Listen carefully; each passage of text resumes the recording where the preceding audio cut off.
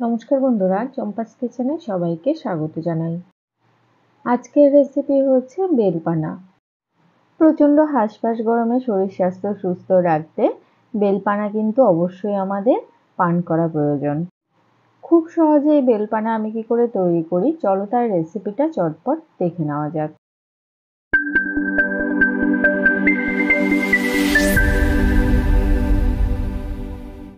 একটা পাকা বেলকে আমি ফাটিয়ে নিয়েছি, এর ভেতরে নরম পাকা পাল্পটাকে বের করে নিচ্ছি। ঠিক এইভাবে একটা চা চামচের সাহায্যে পাল্পটাকে বের করে নিতে হবে। বেলের সম্পূর্ণ পাল্প বের করে নেওয়া হয়ে গেছে। এবারে এর মধ্যে দিয়ে দেব ঠান্ডা জল।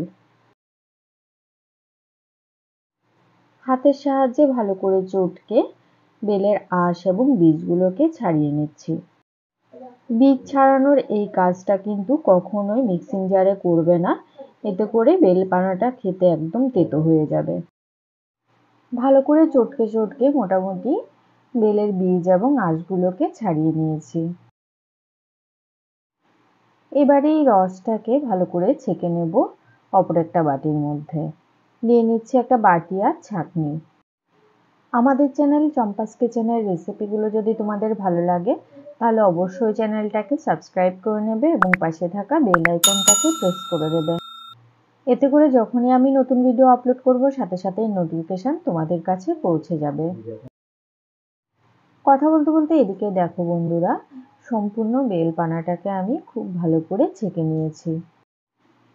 বেলের মধ্যে থাকা অবশিষ্ট বীজ এবং আঁশটাকেও এভাবে ছাড়িয়ে নিয়েছি।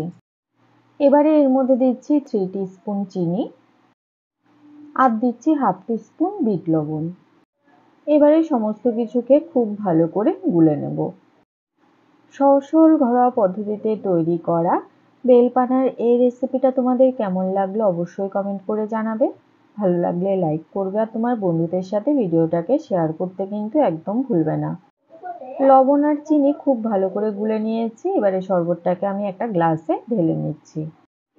সবার লাস্টে উপর থেকে 1 চিমটে চাট মশলা ছড়িয়ে দিচ্ছি।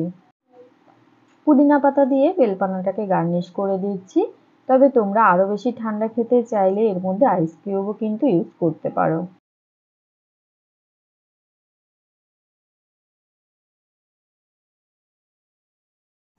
এতক্ষণ আমার পাশে থেকে ভিডিওটা দেখার জন্য অনেক অনেক ধন্যবাদ। ভালো থাকবে, সুস্থ থাকবে। পরের ভিডিওতে আবার দেখা হবে। বাই।